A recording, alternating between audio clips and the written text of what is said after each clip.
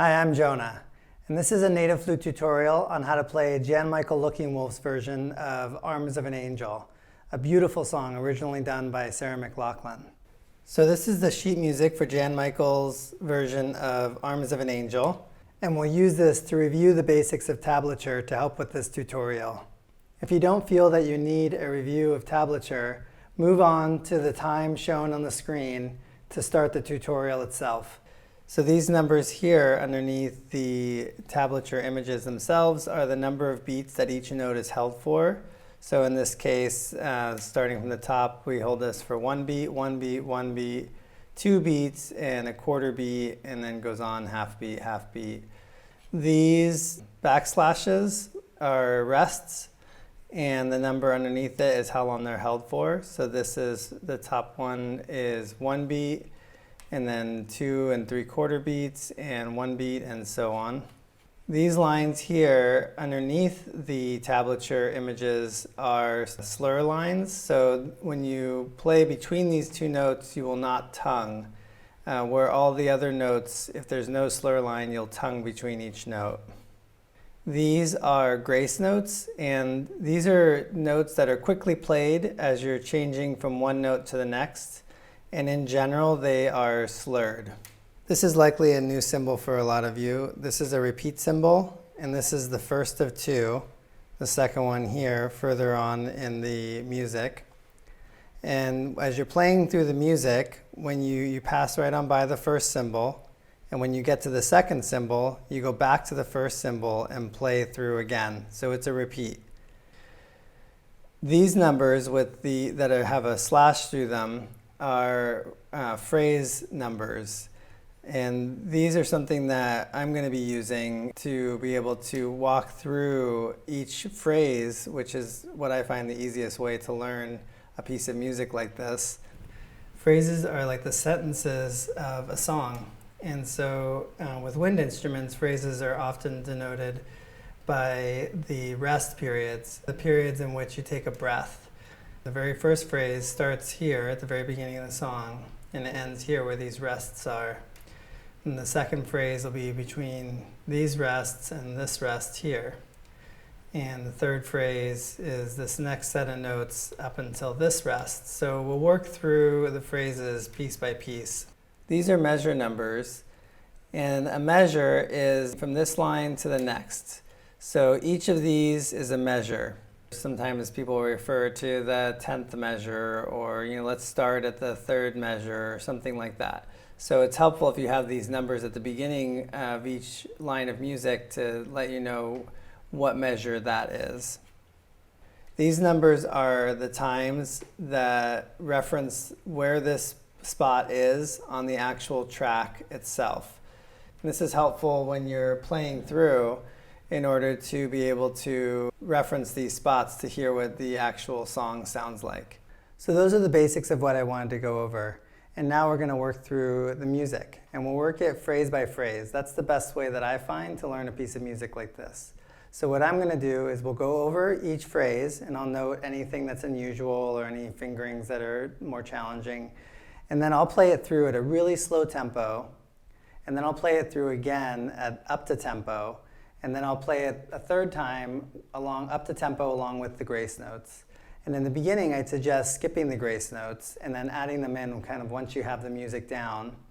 And then I also suggest pausing it after I play it at a really slow tempo and working at a similar tempo, slower, maybe a little faster, it's up to you, and work through each phrase until you can play that phrase at that slow tempo.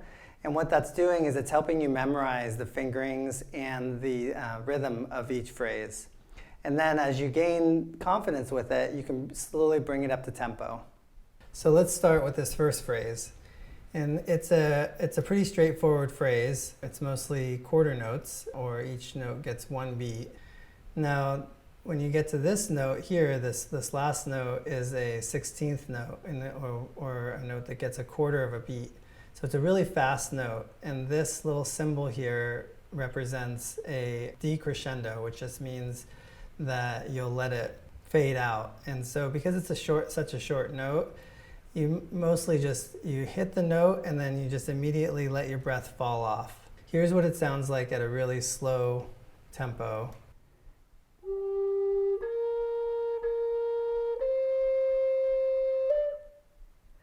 And that's that last note. I don't tongue it at the end, I just let it fall off. So it's a really quick little off the note.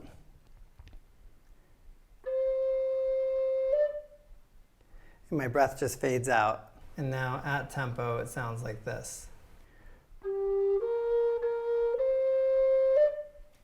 So then the second phrase has a little more complexity to it.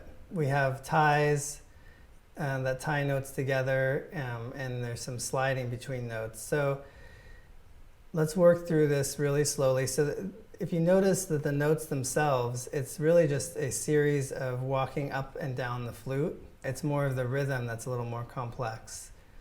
One of the things you'll notice is he does this slide. So you'll slide your finger on this note. So you'll hear it sounds like this. This is a really slow tempo.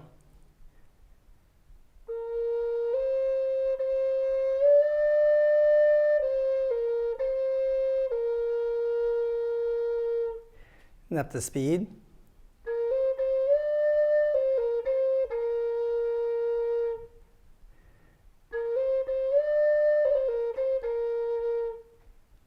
Now the third phrase starts here at measure 10, 7, 8, 9, 10, and it has this 16th note that slurs up to this dotted 8th note. You can see the timing here would be a quarter of a beat and then 3/4 of a beat. And in the song, he slides up to this. It's not just a straight slur, it's a slide, and it has a different feel to it. And then it moves along, and then it has this 16th note here again at the end. There's a note that you may not be familiar with, and that's this one here. So you'll want to take note of that, and as you're working through it, you might need to teach your fingers how to catch that note in a timely manner. So this might take a little longer depending on how familiar you are with using this note. So that's that slide.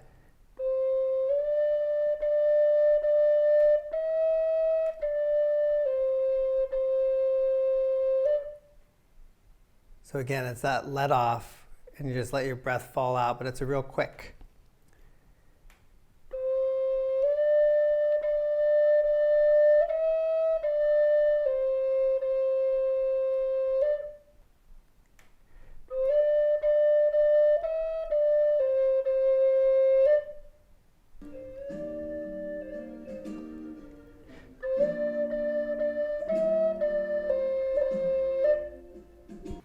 The fourth phrase is actually a repeat of the first phrase. It's just a variation of it, and this is a pretty common theme in this song and in lots of songs, where you'll see it's this a really similar phrase. Either the notation is similar, or the rhythm is similar, or both. And in this case, it's actually the same notation as the first phrase. The main difference is that he adds these grace notes in. So if you take the grace notes out, it's actually exactly the same as the first phrase.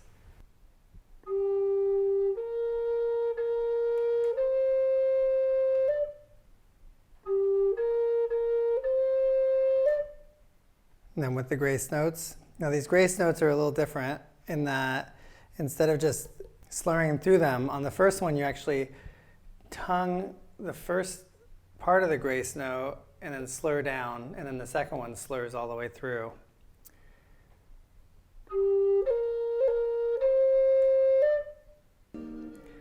Phrase 3.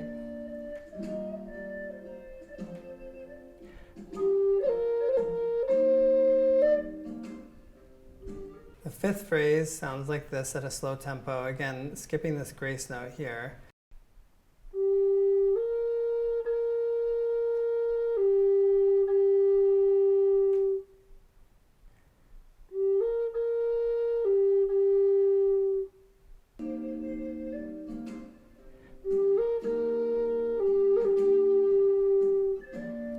The sixth phrase is a variation on the third phrase. The rhythm is the same, and it's just the notation's a little different. Again, this is a quick slide up, and then you play it through.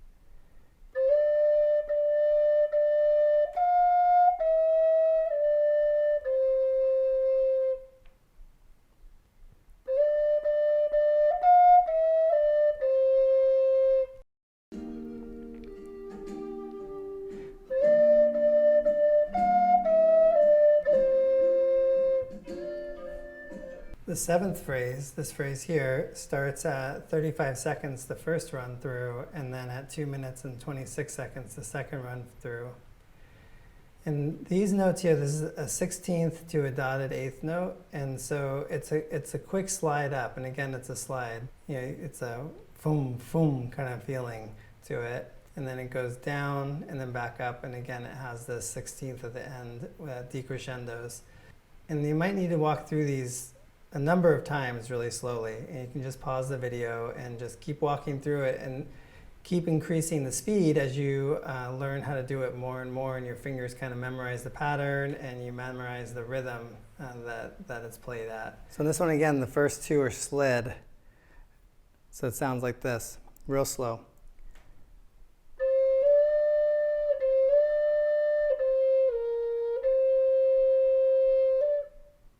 Again, there's that fall off on the end.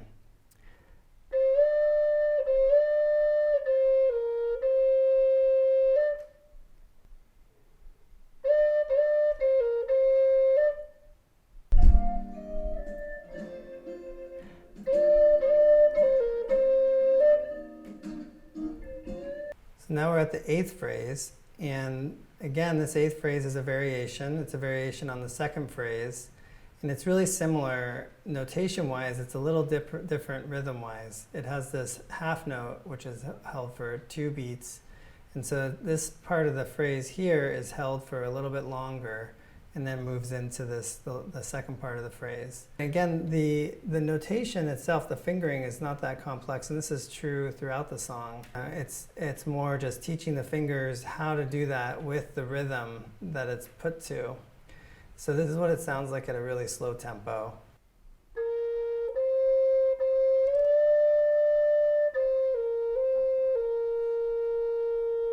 So again, you have that slide.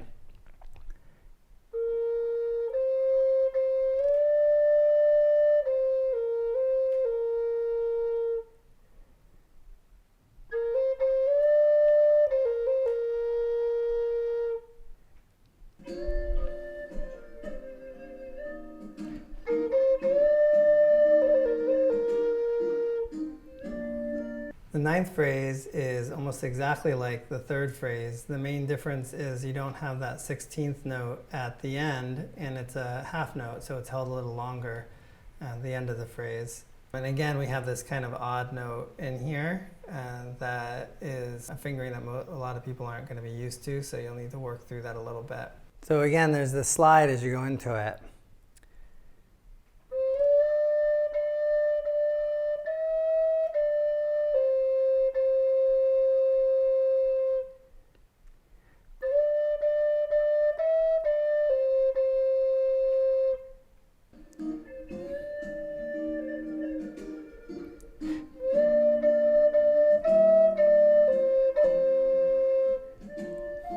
Now on the 10th phrase, which is here, starts here at measure 20, let's see, 22, 23, measure 24. It's pretty straightforward. We're starting to get up into these higher notes. And again, this 16th note to this dotted 8th note is again a slide.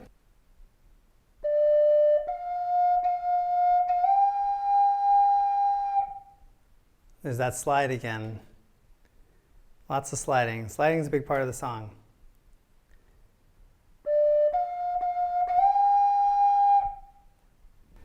The 11th phrase starts kind of the same as the end of the 10th phrase, again with a slide here, and then you walk down the scale.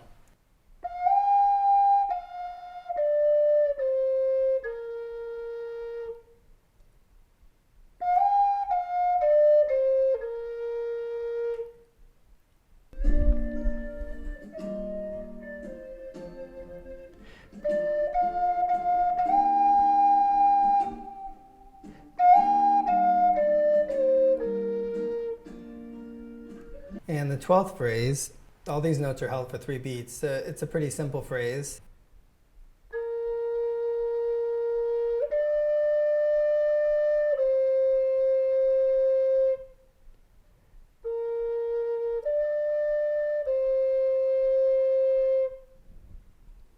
And the 13th phrase starts in the middle of the 31st measure here. And there's this slur all the way up to this note, and then we work our way back down. The part here that's a little odd is this 8th note here.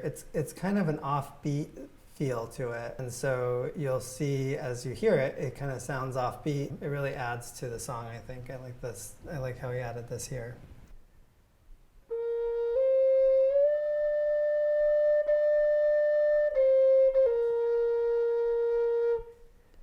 So it's kind of this offbeat, da-da.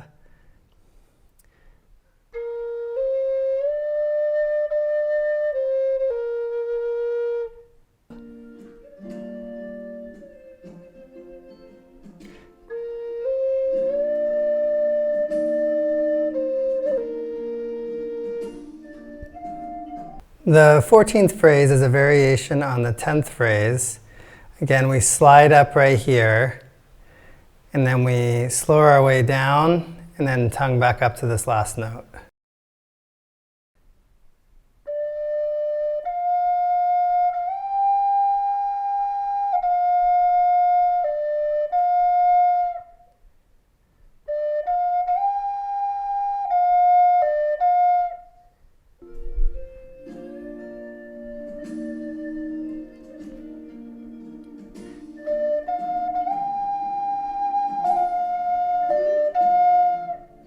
In the 15th phrase, there's another note that's introduced that you may not be used to playing. It's this note here. And the way it's put into the song, it's not that challenging to hit. The main thing you might find is how to hold the flute with all the holes open, because sometimes people aren't used to doing that. We're used to having that third finger from the top down to give stability. So, and then again, at the end of the phrase, we have this other note that may be new to a lot of you. So there's 2 in here. And then there's a jump. So you start with these 2 notes here, this low note, and then you jump up to this high note, and then go even higher, and then work our way back down. So there's going from here to here, and if you notice, I'm using my pinky here to hold it. So it's a little bit of a balancing between that pinky and my mouth. And then as we go back down, we'll go from here to this other note. That's new for some of us.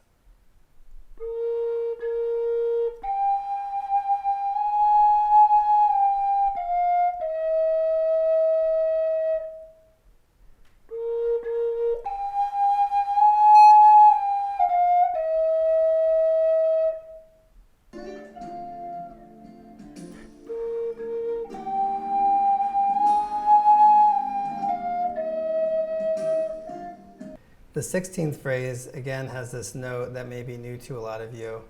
But this note really adds a lot to this song. When you move through this combination of notes here, it really has a feel to it that is one of the core parts of this song. So again, we go from here to this new note and then down. So we're walking down the scale in the beginning here.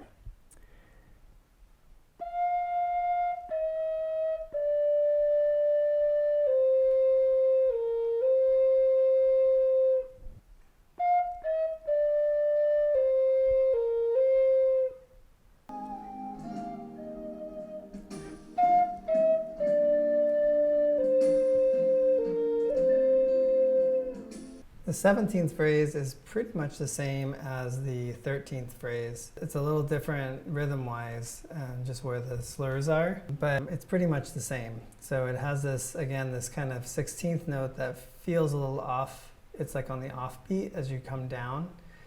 So you have the slide in the beginning.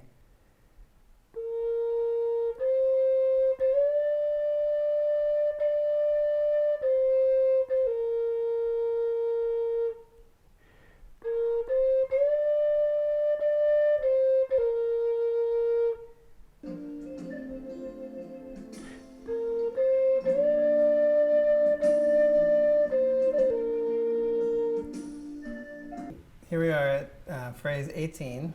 And really phrase 17, 18, 19, and even 20 are kind of variations on phrases 13, 14, 15, and 16. And so you'll kind of be able to reuse those rhythms and fingering patterns that you've learned already.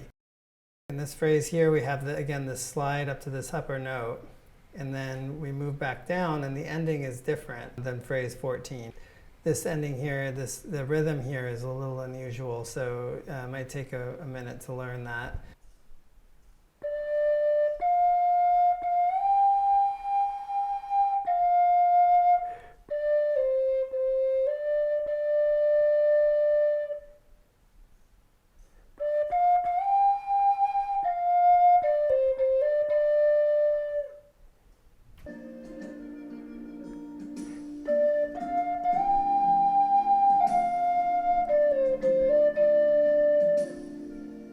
As we're working through this phrase by phrase, here we are at the 19th phrase, and I know by this time, the first couple times I'm working through the song, I'm going like, well, I don't know if I'm going to remember like the third phrase or the fifth phrase, how to play those when I go back to them.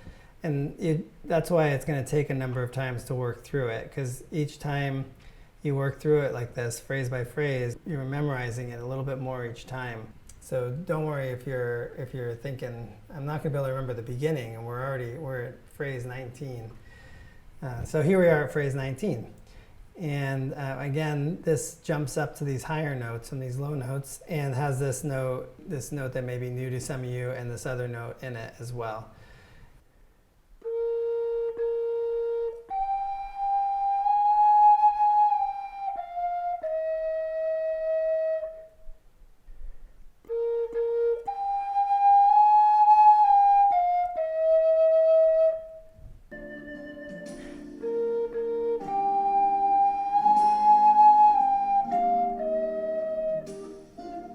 Now, compared to the phrases we've been working through, phrase 20 and 21 are pretty simple phrases. And in this part of the song, we're walking back down out of the heart of the melody.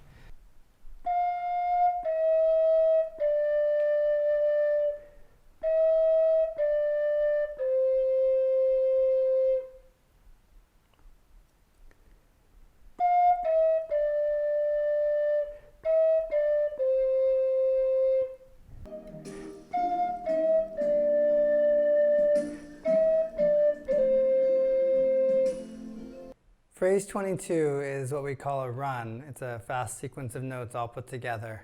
And so it may take a little time to work through these to get your fingers to move at the right tempo once you move it up to tempo. So the notes themselves, again, you're just like walking up the scale and back down. It's putting it to the speed and the rhythm will be usually the biggest challenge here.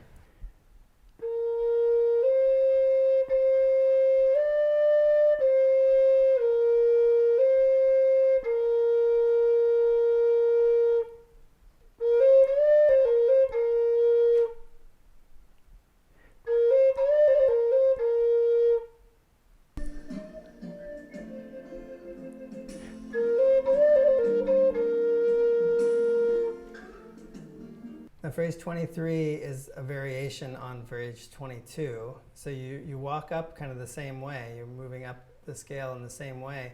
But as you come back down, instead of having these flutters like you do in 22 where you have these two 16th notes, you just move back down. So you kind of move up and then back down.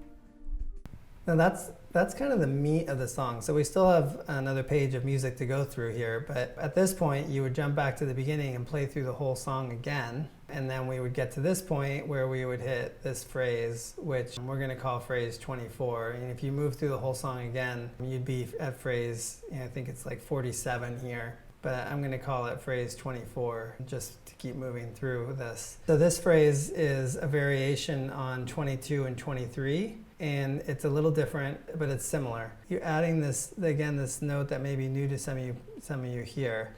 And it kind of has this, it's kind of an offbeat feel, the length of time that you hold it. So it's really helpful, I think, in all these runs and in any of the sections to have the music and listen to what it sounds like, you know, the way Jan plays it.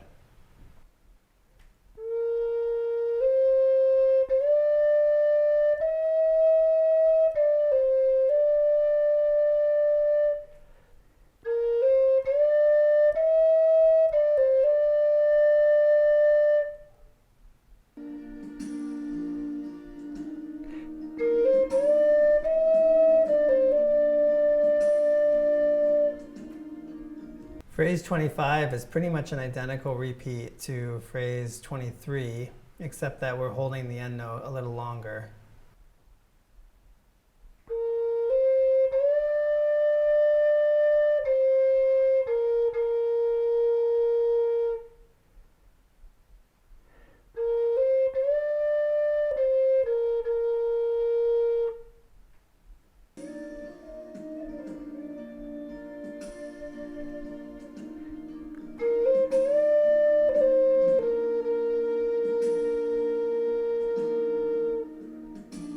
Phrase 26 is the same as phrase 15 and 19. And again, the two notes that may be new to some of you.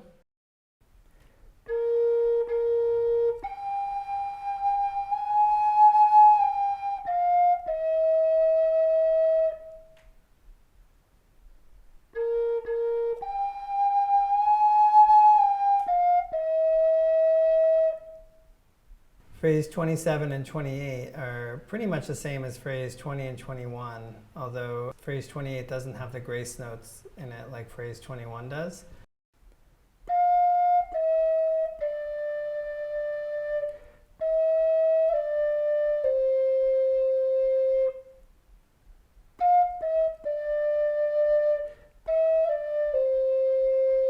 Phrase 29 is pretty much an exact replica of phrase 22. The only difference is the last note is held for one beat longer, so it's really the same run of notes.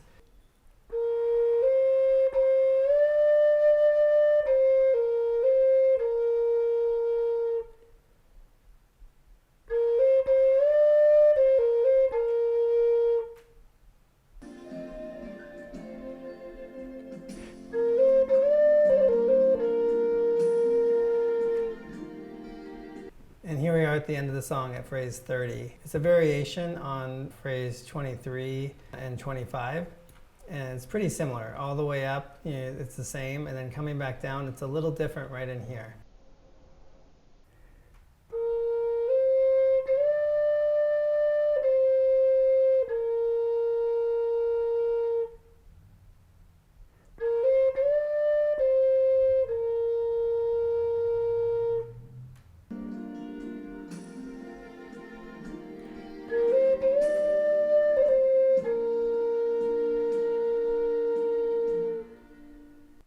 So at this point, I'd suggest going back and working through the song one more time at least, if not a couple more times.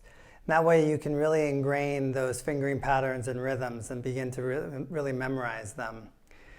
And then as you start being able to speed up your tempo with each of these phrases, start putting them together. You know, work phrase 1 and 2 together, or 1, 2, 3, and 4 all together. And then over time, eventually you'll just start working through the whole song. And it's really helpful to have Jan's version of the song as you're doing this, because then you can start playing along with the song itself. And that'll really help you bring it up to tempo and know the areas that you need to work on so that you can eventually just play the song through completely.